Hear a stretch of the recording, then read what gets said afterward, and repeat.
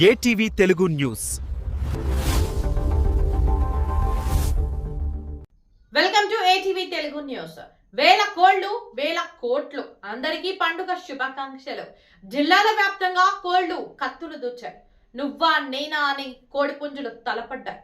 పొరుగు రాష్ట్రాల నుండి రాజకీయ నాయకులు, వ్యాపారులు కూడా వచ్చారు. పందాలలో పాల్గొన్నారు.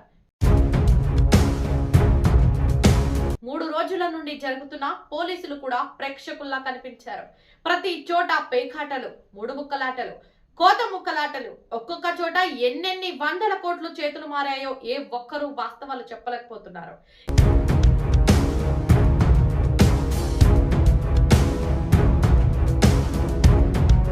ఇప్పటి వరకు రాష్ట్ర వ్యాప్తంగా ఎన్నెన్ని వేల కోట్లు చేతులు మారాయో.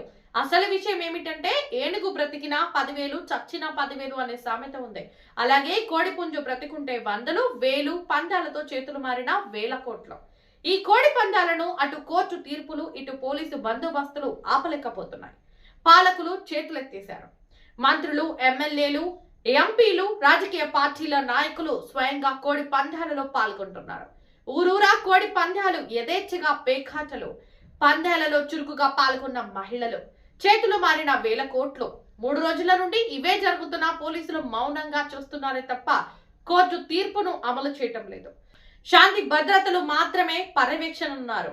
మంత్రులు, ప్రజా ప్రతినిధులే తెర వెనక నుండి ఈ తతంగాలను నడిపిస్తున్నారు. అదేమిటంటే సాంప్రదాయాలు అంటున్నారు.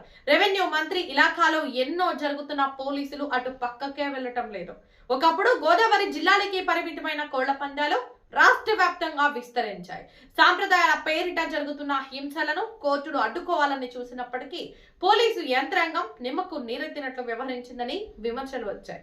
మహాభారత యుద్ధాన్ని శ్రీకృష్ణ భగవానుడు కూడా ఎలా ఆపలేకపోయారో, సంక్రాంతి పండుగ సమయంలో కోడి పందాలను కోర్టులు కూడా ఆపలేకపోయాయి.